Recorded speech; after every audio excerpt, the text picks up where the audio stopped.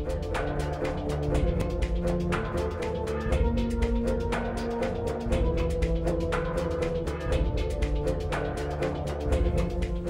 morning and welcome to the Public Affairs Roundtable, hosted each month by the Williamson County Chamber of Commerce.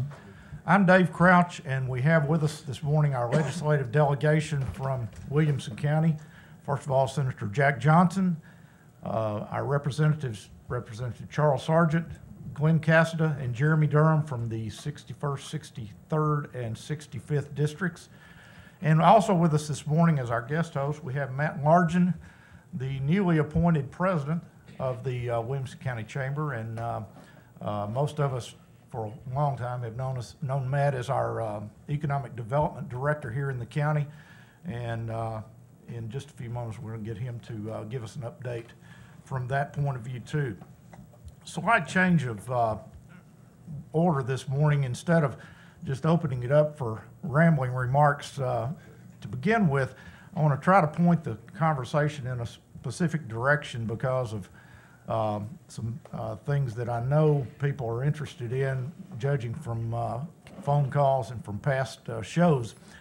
But and then we will close it with some time for any closing remarks that y'all might have.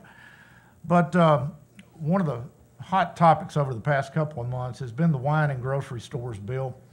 There were some maneuvers this past week, I think, in the legislature that, in my humble opinion, were a little confusing. And so if we could, if you all could address that, tell us kind of what's going on, where it's going from here, and what we can expect there. Who would like to start that, Jack? Well, I'll be glad to start. First of all, good morning, Dave, Matt. It's great to be back with you again, and to all the folks that are here with us. Since the wine and grocery stores issue has the support of probably 70 to 80% of the people in Williamson County, I want to be very clear, it passed in the Senate.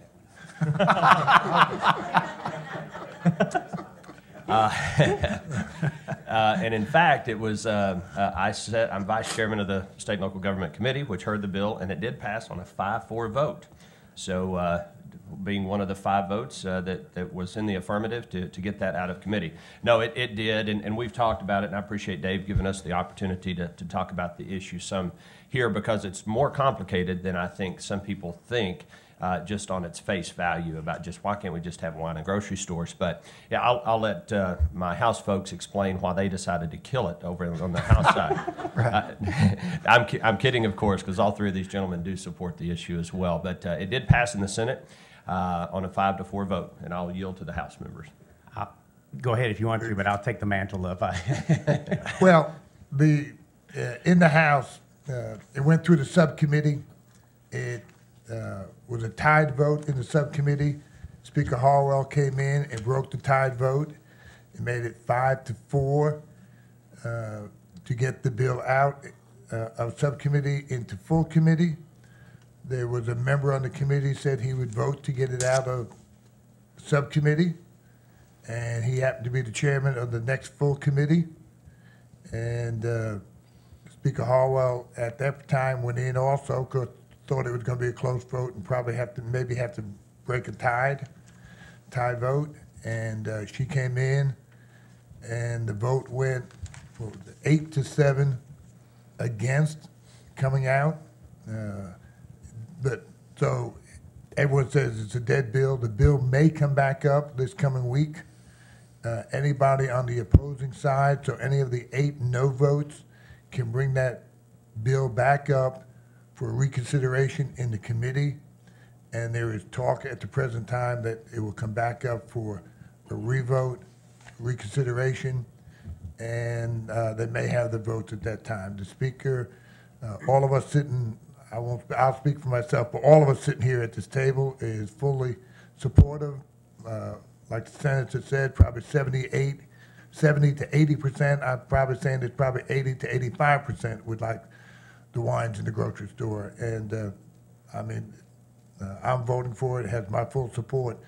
And so I think it will come back up this week. I don't know if it's really what we consider a dead issue. I think it will come back up, and we'll see if we get it out of committee. Once it gets out of that committee, I think from there, you know, it sails through as far as that's concerned. So that's where it stands, and that's what they're looking at, bringing it up again this week.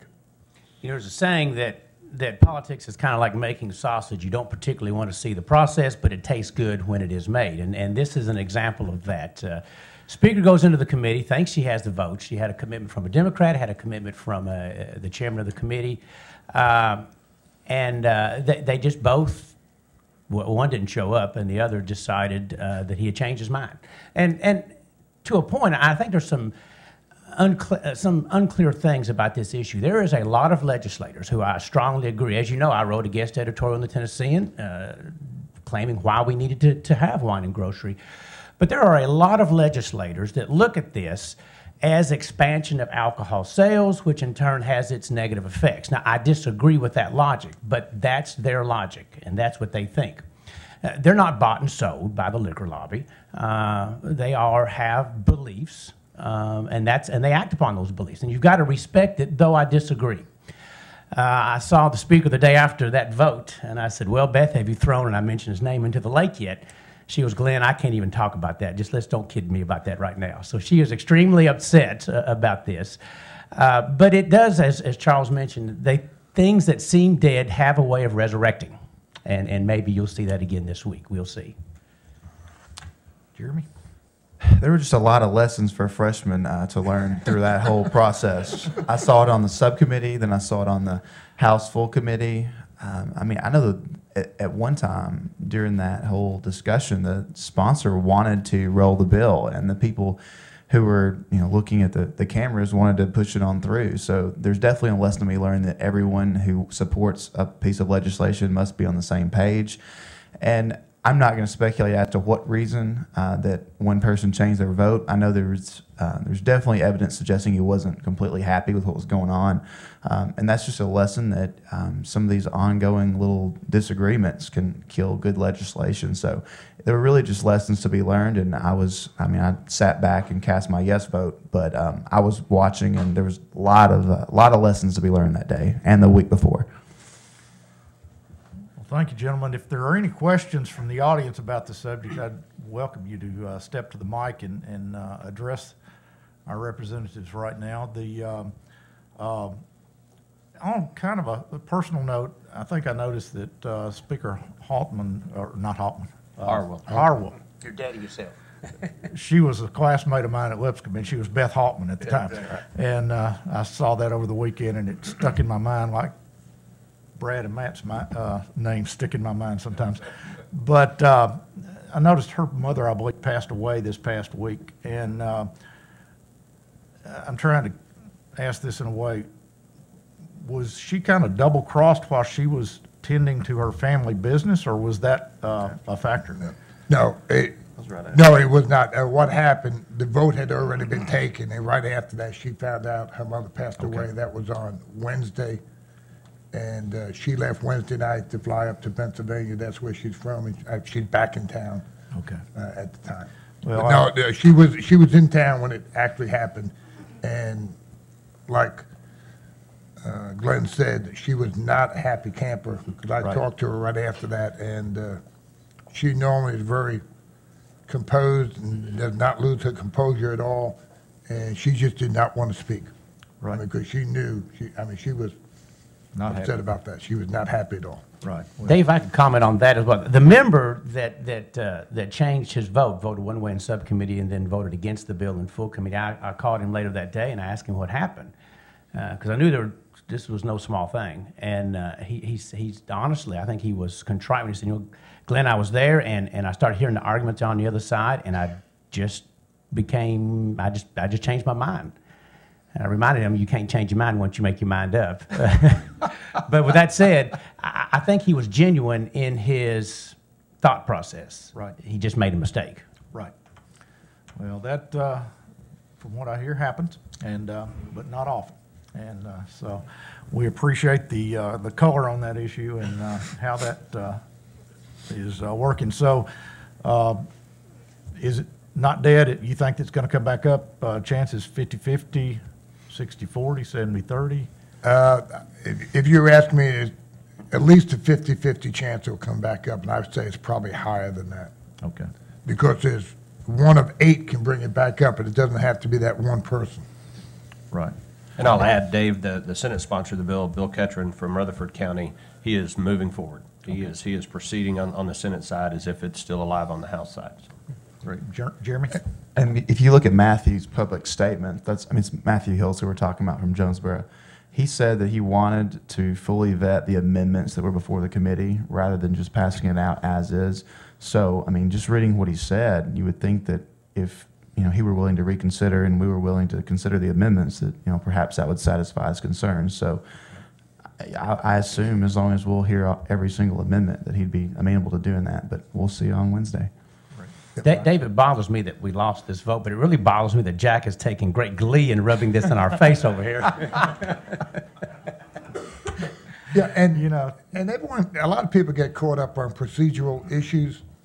There were a number of amendments, and most of the amendments, most people did not want to put on any additional amendments. And so then all of a sudden people turn around and say, well, if you're not going to hear the amendments, I'm not going to vote for it, even though I wasn't going to vote for the amendments. There's a lot of political gamesmanship sometimes that go on with a high-profile issue, good or bad. But, that's what happened on this one. But I think it will come back up. Well, that's what Jeremy? And there's a lot of amendments. I know that Senator Johnson had one that almost got on in the Senate side. And I think a lot of us were surprised that it didn't get on. And I was wanting to put one on where the package store owners could own multiple stores, they could sell more items, they could negotiate directly with distributors. So there were a lot of us that wanted those to be heard. But when it's up for a vote, you have to vote yes or no. And I thought yes was better than no. Right. Well, thank you very much, gentlemen. One other issue that we're going to kind of tackle directly this morning instead of waiting for a brave audience member to bring it up is the charter schools issue that came up this past week or two and raised considerable interest here in our county. Glenn, the Tennessean gave you credit for doing this. I understand that may not be totally accurate, but well, it was kind of comical. You think I wrote the bill, was carrying it, and singly pushed it through. And of course, I won't vote on it until it gets to calendar and rules. So, but with that said, that legislation is from the governor. It's the governor's bill. He has done a lot of due diligence on this legislation.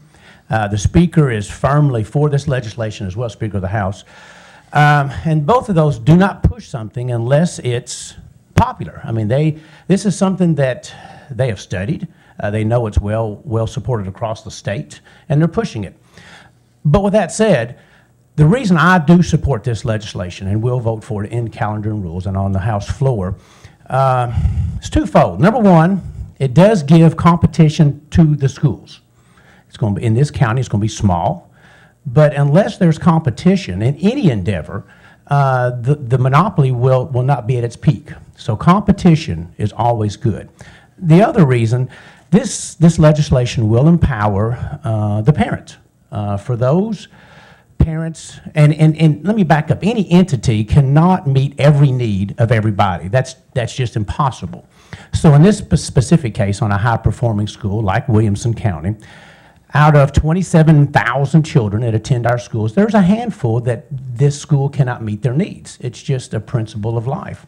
And so I'm a firm believer in giving parents the ability to decide, is this school meeting my child's needs, or do I need to go someplace where he is? And it's their tax dollars, and I think it's their choice. So I support this bill, and I support the governor, and I support the Speaker of the House on this legislation.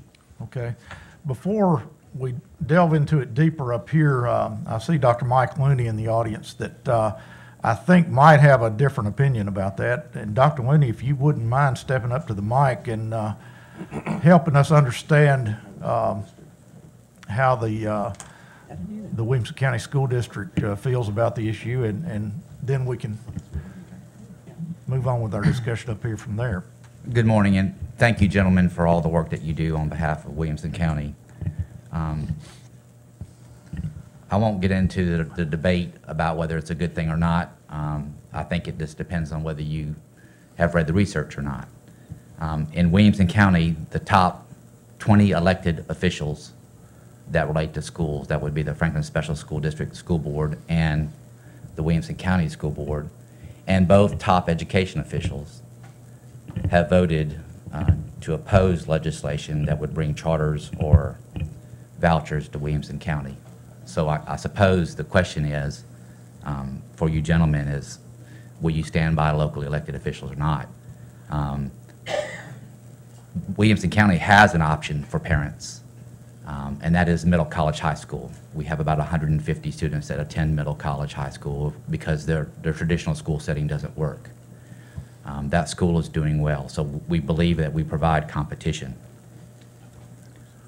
Having said that, it's our perspective that if the charter school authorizer impacts Williamson County and/or the voucher school bill impacts Williamson County, that it will create a financial burden on the district. The research says that 25% of students that attend charter schools actually come from private schools. So you're one, taking students from private schools, which hurts them. Two, you're adding additional public school students to the fray, which causes an increased tax burden on locally elected officials. Our school board has voted unanimously against this legislation. It's bad for Williamson County. It's bad for the taxpayers of Williamson County. Thank you. Gentlemen? Sure, why not? It's just, Sure. it's important to realize that, I mean, I still haven't made up my mind. I want to see exactly what bill comes out of committee on each side. It's important to remember, though, that, you know, at least philosophically, in my opinion, parents have the ultimate right to educate their children. They're the ones paying tax dollars, not the school district.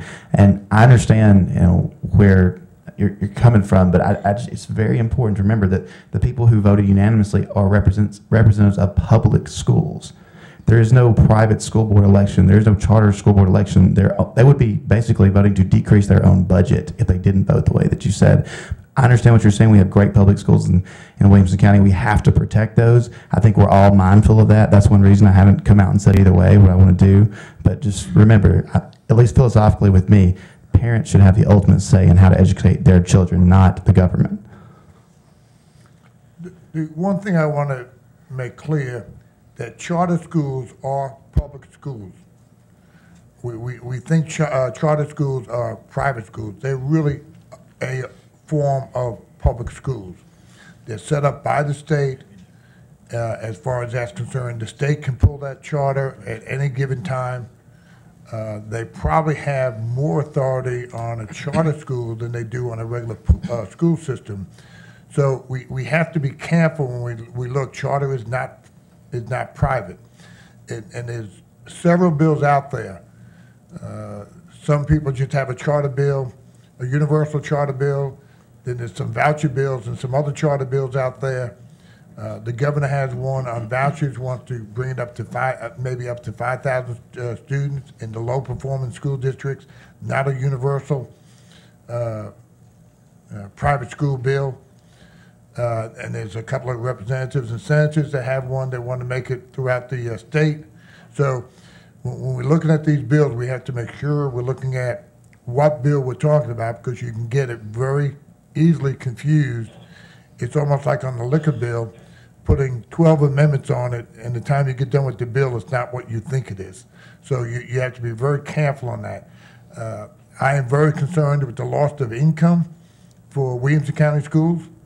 I watched the amount of money, and I know there's an application at the present time for a charter school here. It's going to be lost of about $250,000 to Williamson County schools. I think we have to start looking at that very closely when we start depleting money out of our public school systems. I do agree throughout the state, if you take Memphis, inner city, Nashville, and school districts throughout the state, we're going to have to do something, because what we've been doing for the last 40 years has been not produced the students out of these areas. So, you know, if you're going to say, well, you like to specialize and just put it in the poor schools or the low-performing school districts, you know, we have to do something with those children. We cannot continually have 20 or 30% of these children just dropping out of school. We're not, you know, we're not servicing those children to the degree we need, and we have to find out what works. And like here in Williamson County, Dr. Looney said that we have the middle college school. That school's been around for 20 years. This was for children to go in high schools that would not, maybe you could say, conform to society, to conform to a structured classwork. We used to have it in Davidson County. It was over at on White Bridge Road at the college over there. Williamson County decided to build their own campus here. These children, probably about 120 to 140 children in there. Most likely 10 years ago, I would say 2/3 of those would have failed. Today, 80 to 90% of those students are passing. So there are ways to look at how we're going to teach our children and to make sure they become successful. So I think there's a lot of options on the table, as far as that's concerned. And I think, Dave, it's important to point out, too, and first of all, I want to stop for a second and say thank you to Dr. Looney and Dr. Snowden, who I didn't see here, but for the great working relationship we have with y'all, and also Mayor Anderson and the County Commission, because when these things are moving and get to moving pretty fast, it's important that we have constant dialogue with regards to what's happening. We're at somewhat of a disadvantage in that none of us serve on the Education Committee, and so that's where a lot of the work is done on these pieces of legislation. As I understand it, that the governor's proposal would say that the local boards still have the option whether to grant or to deny a charter school application within certain parameters. And I think this largely stems from Metro Davidson County and their denial of the Great Hearts application for a charter school. In the view of the State Board of Education, that was a violation of state law, that they were, under state law, they were compelled, if you will, to approve that application. They denied it and denied it again, and were consequently fined $3.4 million, I think, by the state. For me, the key is I don't so much have an opposition to a statewide authorizer that will step in or provide an appeals mechanism for when a local school board defies state law. My concern is more with where those parameters are. And where there is a need, and that's where you have to really kind of get into the details, because it ties right in with what Charles was saying. There are clear areas of the state, there are areas of the state where it is very clear that a charter school is fully warranted and needed and should be authorized, but it is somewhat counterintuitive sometimes for the local governing school board to grant that charter, and you get into some kind of, so philosophically I can kind of see where the governor's going with a statewide authorizer, but I'm concerned about where those guardrails are, or parameters are, if you will, and I think that's where we're going to have to really focus. And again, we're going to need to maintain that dialogue with our local folks to kind of see at the end of the day, how will this impact Williamson County, if at all. One point of clarification that we talked about the high performance school district bill. I think it was last month. Is this in any way associated with that bill? I'm a little confused on how that all. It's not. This is a totally separate piece of legislation that's coming from Williamson County and Franklin Special School Districts, and is supported by other districts across the state as well. This is, if you think about it, it's just kind of the opposite of what we're talking about, because it's something that we all support. In fact, I'm the Senate sponsor of the bill. To grant high-performing school districts more flexibility and lessen the bureaucratic burden on them, to reduce the state mandates for school districts that are doing it and doing it well. We talk often about the situation we're in. Tennessee is 46th in the nation. We are 46th in the nation in K through 12 schools. We've got to change that. But here we are in Williamson County, which we represent, and we've got two of the greatest school systems in the nation. So we wear two hats in terms of trying to help our colleagues up there and as members of the General Assembly to try to employ new methods, new ideas to improve these other schools that are failing across the state in certain areas, while at the same time trying to protect what we have here in Williamson County. And that is sometimes difficult to do, just as is the case with this statewide charter authorizer, because philosophically we all support it and think it's needed in certain areas, you know, but if it were just Williamson County and Franklin Special, we wouldn't even be having the conversation. But because we've got to fix the fact we're 46th in the nation, or at least we've got to try, but at the same time try to protect the great the two systems we have in Williamson County. Right. I'd like to ask Matt, who, of course, for years has been our economic development representative here in the county. Obviously, education in our schools are important to the economic development efforts of the economic development division and now the chamber. How do you see this as a chamber problem or an economic development problem, Matt? Thanks, Dave. I appreciate that. Well, what you said is exactly right. I mean, there's no doubt the biggest differentiator for us in Williamson County is the fact we've got a great school system. And we know that's been the primary driver of our success of our economy in the past decade. When we put together our economic development strategy 5 years ago, the #1 priority of the economic development department was supporting education, because we knew that's what led to the prosperity we've enjoyed. So, I mean, it's just like Senator Johnson said, I mean, you have this tricky balancing act where we've got to do something from a statewide perspective, but at the same time maintain what's happening here in Williamson County. We know that the jobs of the future are going to require more and more skills, whether that's going to be a trade or technical school degree or a college or advanced degree. So it is that delicate balance that Senator Johnson referenced. Great. All right. Any more comments from the audience? Questions? I see Carol Birdsong. She's usually the voice of the county school system, but she's declining to address it. So we'll continue to follow this issue and welcome you all to return next month and see how we have the progress has been made along that line. Our next area that I wanted specifically to discuss this morning from a chamber's perspective, and I've asked Matt to address this more specifically, is the workers' comp legislation that the governor has been pushing very hard this year. And Matt, could you take it from a chamber perspective and then we'll let our representatives. Sure.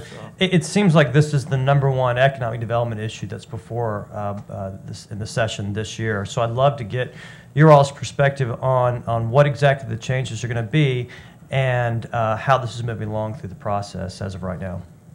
I'll be glad to start. I'm carrying the bill on the Senate side. The great thing about this show, Dave, is we can sometimes get into the weeds a little bit more than we can in a traditional media soundbite. But all the governor's legislation bills are sponsored by the majority leaders in the House and the Senate. On the Senate side, the Republican leader is Mark Norris, and on the House side, it's Gerald McCormick. And so the governor filed out, 40, 50 bills, I think, that are deemed administration bills. These are bills that come from the governor. The statewide charter authorizer is one. The voucher school bill is one. The workers' compensation reform bill is one as well. And then the majority leader then can delegate those bills to various members of each body. And on the Senate side, he's asked me to do so, and I'm grateful because it's an important bill. Currently in Tennessee, our workers' compensation system is what's referred to as a judicial-based system.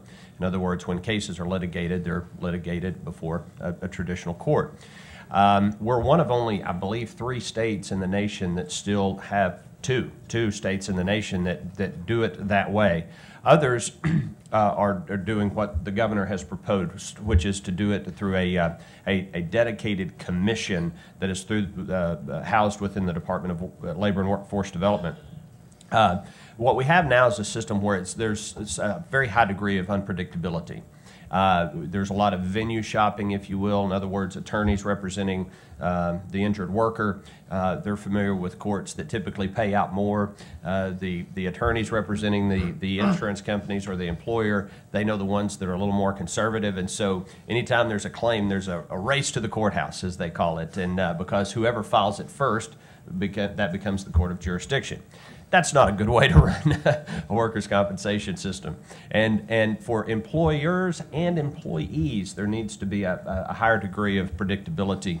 And so what the governor's proposed is to create this commission that will be made up with judges that will hear these cases. They can be appealed. There will be an appellate court within the commission, and then they can ultimately be appealed all the way to the Supreme Court if necessary.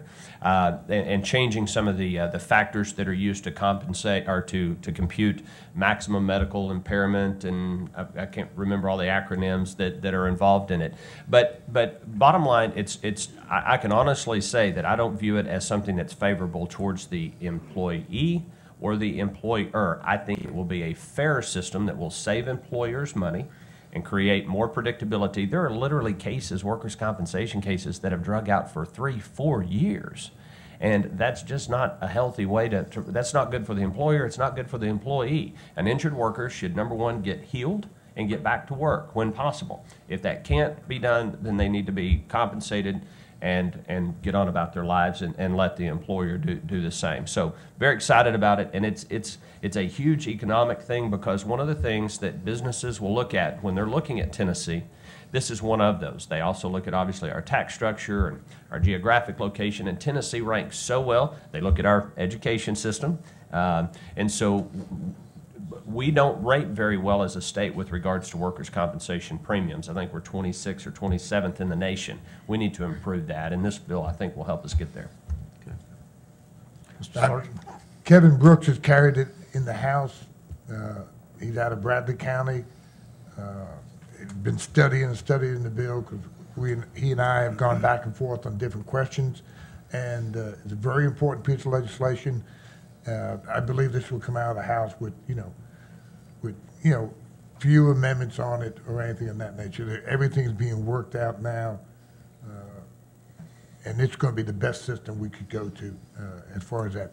Employers will be able to get their money and not wait 6 months, a year. They'll know what they're getting, and they start getting their payments right away. So, a lot of times lawsuits are filed because the employee is out of work, injured, has no money coming in. He has no choice sometimes. So this will give payments up front, and consistent payments up front right away, and then they can work everything out. So yeah, this is one of the better bills that we're going to pass this year. I sit on 3 committees that I will hear this bill 3 times before it's all said and done. The first committee, it went through, it fell along party lines, which I hate that, because this is a bill not only good for business in Tennessee, it's good for the employee in Tennessee.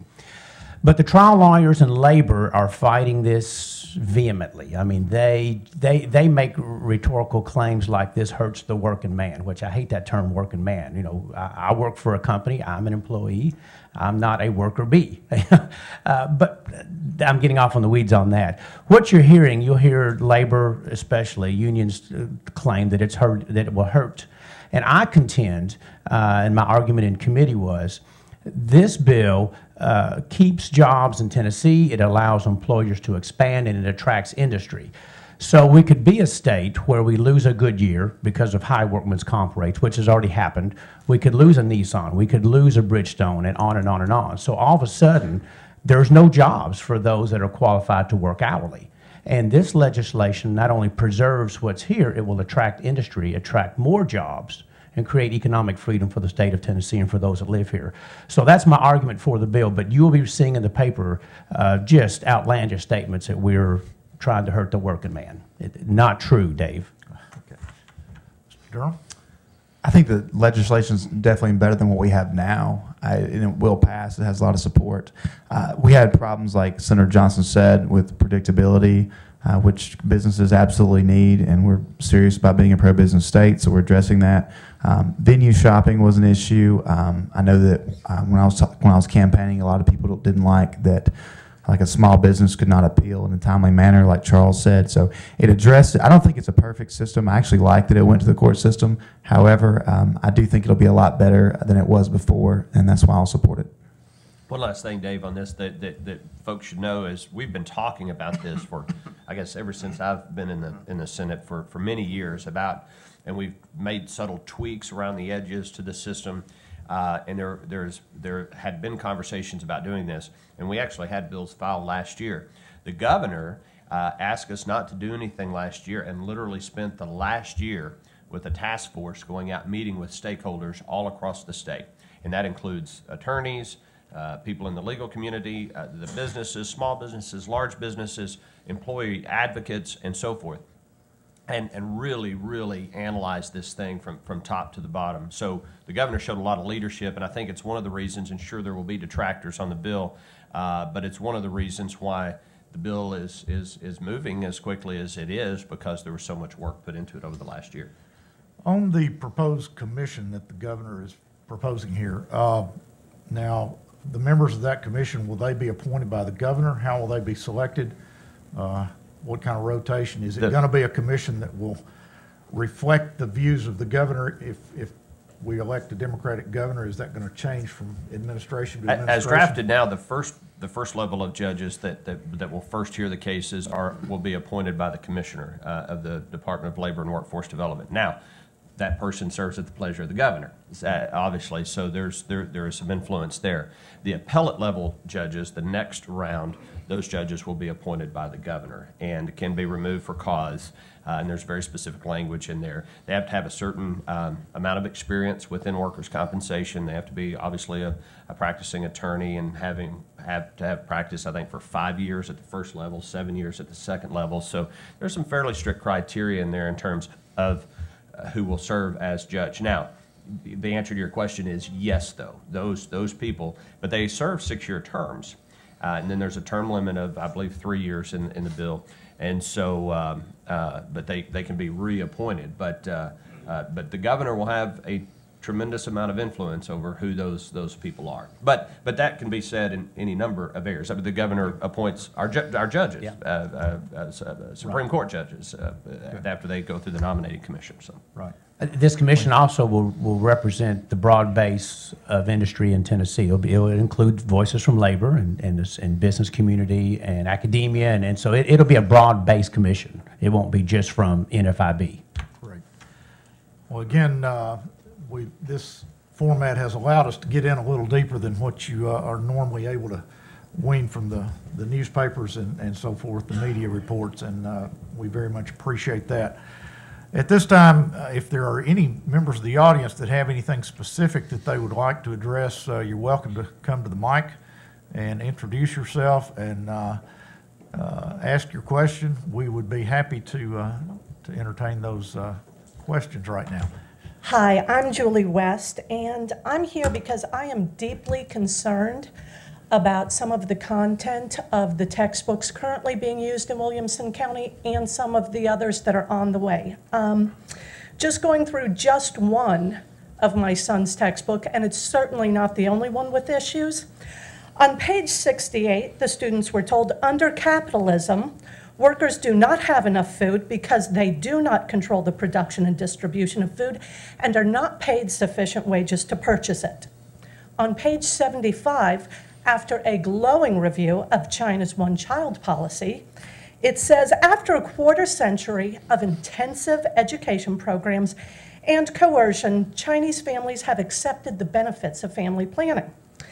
Page 179, Muhammad received his first revelation from God through the angel Gabriel. The Quran, the holiest book of Islam, is a record of God's words as revealed to the Prophet Muhammad through the angel Gabriel.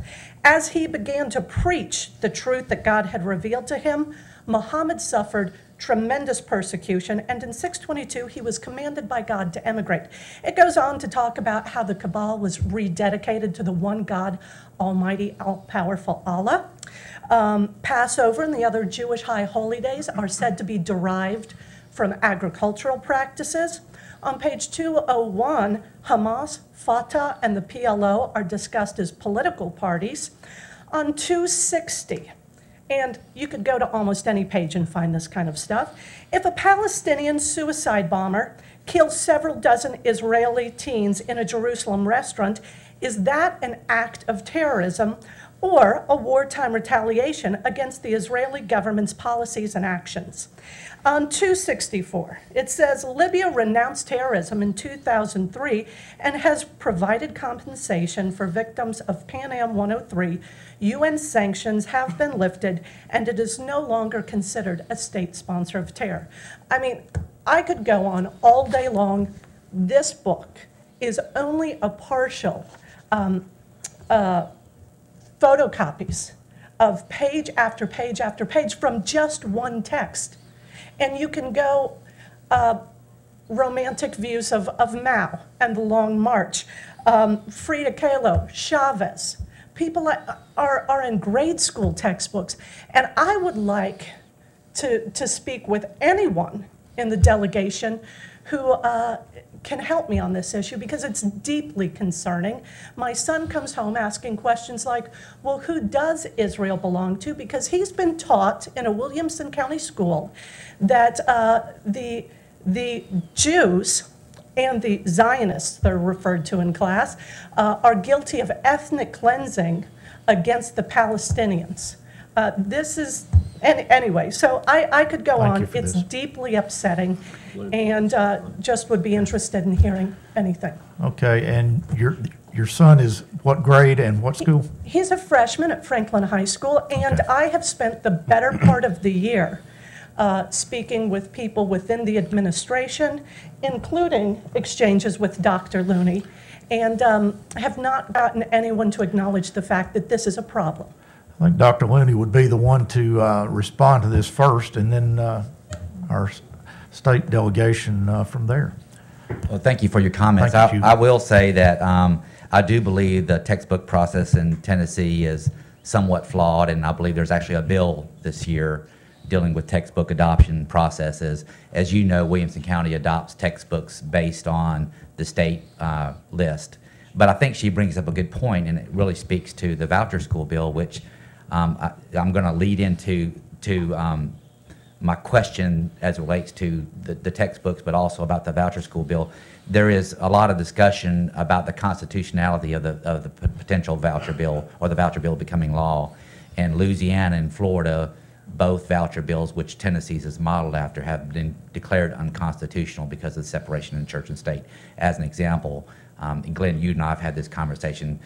We could use, if a Muslim school wanted to open and teach the Quran under the voucher program, they could take taxpayer dollars and use it for that. So I guess my question is this: is there any thought by our delegation to postponing the decision about the voucher school bill until the AG has given his ruling? I know a request has been made to the AG's office as relates to the constitutionality of the voucher bill.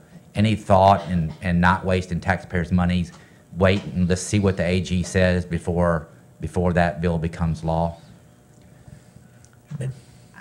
I don't know. We've got two totally different subjects here. Julie came to my office the other, and I apologize. I was between meetings and I didn't have time to talk to you in depth, and I apologize. But this is a very reason maybe why we need a choice for parents. If you've gone to the administration. Yes. They're teaching something that as a taxpayer of this county, I find offensive, that belittles American and it upholds these other values. So, number one, yes, Julie, we need to get with you to correct the way we pick textbooks in the state. And I appreciate your boldness on bringing this issue up in this public setting, and and I'm sure that this stuff will be taken out of our classrooms post haste. It's just intolerable what's going on then. And for the record, that when I have tried to raise the issue with the people who I was told are in charge of these things, including Dr. Looney's office, I was informed that there weren't 1,000 people in the state that cared about these issues. And I will say that the treatment has been less than courteous. So after, again, spending the better part of the year trying to get this addressed with Dr. Looney and Dr. Gaddis and others, I'm having to go up the chain. And really, it has, my child is being taught Islam in Williamson County Public Schools. Why do I need to worry about some charter school when it's being taught right there in the public schools? I'd just like to state for the record, I disagree with those assertions. We teach the state mandated curriculum. We use the state provided textbooks to do so. So it's not a local issue. It's a state issue if there is an issue at all. Thank you. From a textbook, Dr. Lindy, from a textbook point of view, help us understand as people that aren't involved in this every day, but our school system is required to use a textbook off of the list that the state provides. Is that correct? That's correct, yes, sir. And do you think adequate choices on that list, or? There are limited choices, but the references that the individual before me was making, it does not teach pro-Islam, or at least my interpretation of it is not. It doesn't do that, but it does teach, as the book defines it, about the 5 large religions in the world, Islam being one. Yeah. And that's why I had suggested under the voucher bill, if we're concerned about that, Mr. Cassada, then we need to think about the voucher bill, because we could have an Islamic school supported by taxpayers' dollars specifically promoting Islam. So I think there's a fine line that we need to be cautious of, and before we vote, my suggestion would be before we vote, we consider the matters very, very carefully, which is why I suggested maybe waiting for the AG opinion's decision before a vote is made. That way we're not wasting taxpayers' dollars on a potential law that would be declared unconstitutional, such as Florida and Louisiana. Back to textbooks. Gentlemen, are there any specifics that you all would offer? No, let me say one thing. I know we have a statewide textbook committee, and I think there's a teacher from Williamson County. I know it used to be one from Williamson County that sat on that textbook committee, and it could be more. There could be one for each subject language. I'm not exactly sure how that works, but I will find out exactly how that works. And they choose these people. Some are lay people and some are teachers throughout the state. But that's something we're going to have to look at. Where the people are coming from, how they're chosen, what books they are, even allowed to review. There may be, and I'm going to use for the freshman class, there may be 10 history books. And I'll be the first. I do not know this. There may be 10 history books, and they have to choose 1 or 2 of the 10 history books, and that's the only choices they have, and they can't object to certain issues in a book. But let us look at that. I know Glenn will look at it, and we'll all look at it and see, because this is the first time a textbook issue had been brought to my attention. And I know several years ago I helped get a teacher appointed to the textbook committee because she was very interested in that. And this is something you may want to look at. And I don't know if I'd want to review 50 textbooks, but everyone. That would be boring to me, but everyone else finds that they may find that real exciting. But this is something we can sit down and look at and make sure these committees are set up correctly and we got the right mix of people on there. And I'd like to speak very quickly to Dr. Looney's point about the AG's opinion. Perfectly reasonable suggestion, and it again getting into kind of the weeds of the process up there is. Things are moving pretty quickly. There's a fine balance between being efficient in the General Assembly and getting done and finishing our business and rushing things, because we don't want to rush. You end up with bad legislation when you rush. The Attorney General has been fairly expedient about getting some of these opinions out, knowing that in some cases we have pending legislation that is waiting. It could end up that we get that opinion prior to the standing committee hearing the actual bill. What will happen sometimes, though, is a bill will be acted upon and maybe moved out because it's still got to go through other committees or ultimately to the floor with kind of the understanding that there is a pending Attorney General's opinion. So whether the chicken or the egg comes first, is sometimes just a matter of process. But. Julie, I do intend to pull you and other parents together with this delegation. If this stuff is in our curriculum in the state and in the county, it's got to come out post haste. My understanding is there's 5 books that schools can pull from, and then of those 5 books, they pick one. And it's sad that this is in our schools in Tennessee, and they need to come out quickly. And I think, and just final thought, I think part of the issue is that really the choices are limited. There are really only 3 major textbook publishers left in America. The majority of the textbooks come from European-owned companies, but you have Prentice, McGraw-Hill, and HMH, and these are the only ones that the state seems to consider. Even on math, The Common Core math, there were examples of fifth graders still being taught addition, when if you use Singapore math, it's $9 as opposed to the hundreds of dollars that we've been paying. Why aren't we willing to consider any textbook that is more cost effective and truthfully more accurate and more compatible with our American worldview? Can you give us the title and publisher on the textbook that you were referencing? This one in particular is Human Geography, An Introduction to the Cultural Landscape. It's 10th edition, it's AP, and I believe it is Pearson Prentice Hall. That concerns me because I've got a son that will be taking human geography next year, so I hope we can get that. I hope we can get that fixed. And thank you for sharing that with us this morning, Matt. I think you had a comment question. Yeah, I had a much better segue earlier. I'm sorry. That's okay. That's okay. It seems like around the country, states are deciding how they're going to balance their budgets based on how they're approaching business.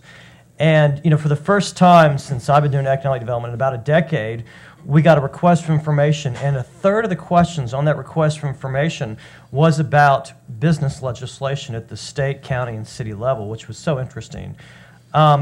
What is the general view, I guess, in the House and the Senate around the approach to business in Tennessee?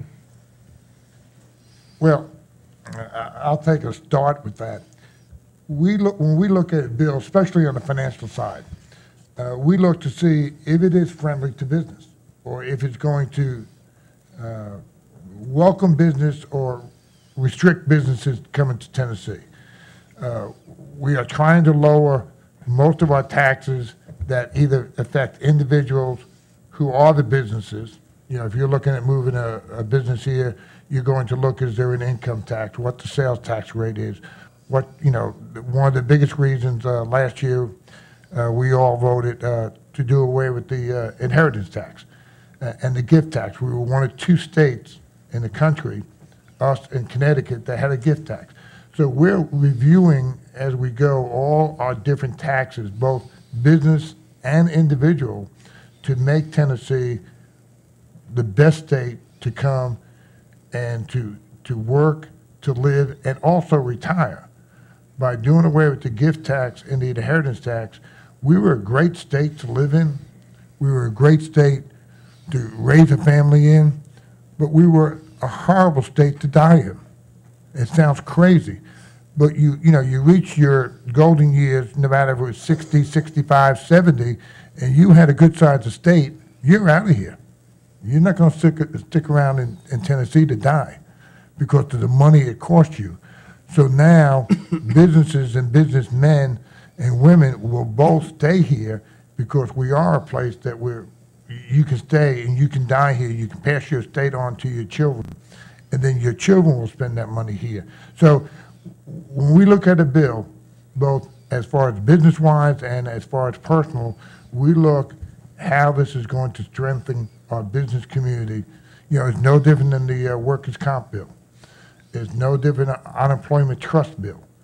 We're one of the lower states on unemployment, on income that gets directed on unemployment. So we look at, these are the things that a group of us look at all the time, strictly how it affects business and how it affects the individual. And, do you want to come to Tennessee to live? Do you want to come to Tennessee to raise your family? Do you want to work here in Tennessee? So that's probably a golden rule to me when we look at it, and I'll speak for all of us here, that's something we look at all the time.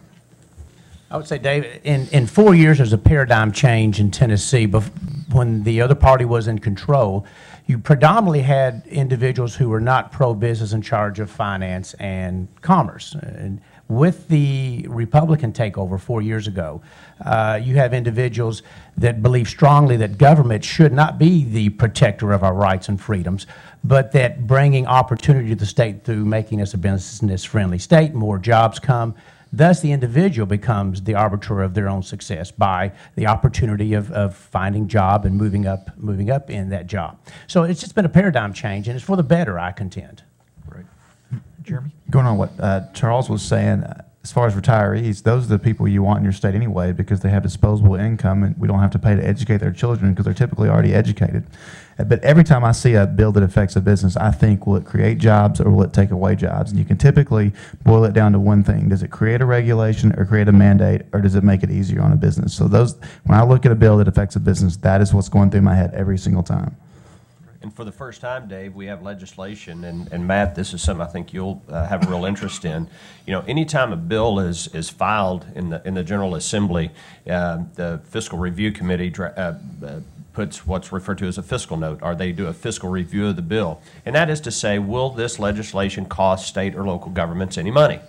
You know, if it's a bill that mandates that municipalities or counties do something and it's going to cost them money, we put that in the bill so that we know it. If it's going to cost, you know, if we want to increase the prison terms for a particular crime, then they calculate how many more prison beds that's going to take, and they attach a fiscal note to tell us what it's going to cost.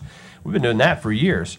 Beginning next year, with the passage of legislation that's before us right now, we are also going to evaluate how legislation will impact the private sector. And we're gonna have a similar process, and so any legislation that would impact the business community will have a statement of cost and impact on businesses in the state, which I think is a great idea. We're going to roll that out with legislation that first goes through, I believe, the Commerce Committee on each side, and maybe the State and Local Government Committee, and ultimately branch that out. So that's how serious we are as a General Assembly about making Tennessee the best state in the nation to own and operate a business, because we think that's Governor Haslam's campaign slogan, and it's truly the way we're governing right now, is to make Tennessee the best state to own and operate a business. And when we pass that legislation, that every bill will have a business impact statement attached to it, I think is great. There are at least a half dozen other issues that we could have gotten into this morning, and but I think what we've been talking about is extremely important and appropriate for the chamber to discuss, and I appreciate our gentlemen representatives being with us on that. We've got a couple more minutes if there's anything specific that you all would like to mention that hadn't been brought up this morning that you think is important for this audience. I think we've hit the high points. I know there at least one question out there. I think we've got time to at least get a quick update, but it's the title insurance legislation that was passed last year. I think the home builders and realtors have identified that as a problem. Is that something we could talk about in a moment or two? I'll do it in a 60-second timeline. I carried the bill last year. Be the first one to admit. Everyone was in agreement on the bill. Real estate people, title people, everyone was in agreement. Then all of a sudden this year, some real estate people, saying, our title policies have gone up a great deal and we cannot negotiate and everything on that nature. We are looking at it. We're trying to figure out what we can do. There's not a bill, as far as I can tell right now. They're trying to find a bill. There's not a bill that will address it this year, but we are going to look at it for next year. I've had several meetings with both builders and contractors and real estate people, and and they even apologized. Said, last year we didn't see a problem.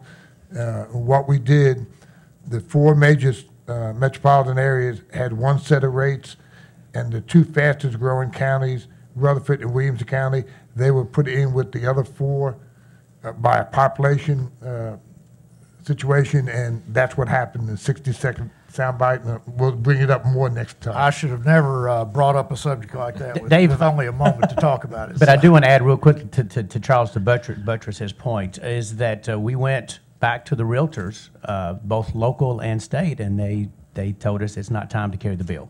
Right. Thank you very much, gentlemen. Something I've been negligent in the past, and I was determined not to do that this morning. We've got a staff that works very hard to make sure this show goes on, and I would like to thank personally Nancy Conway and Emma Witherspoon from the Chamber for shepherding this program through the logistics that are required from the Chamber's point of view. Newt Danley is the gentleman that directs the Channel 3 and makes sure that this goes on without a flaw. Heather Deaton and Creed Henderson both work very hard to make sure we look as good as we possibly can, which is a big job. I just want to thank them personally for all they do. We would welcome you back next month. Our date is April 22nd, back on the regular schedule again next month. And if you could come to the Chamber Luncheon March 19th, you would certainly be welcome. Thank you very much, and we'll look forward to seeing you next month.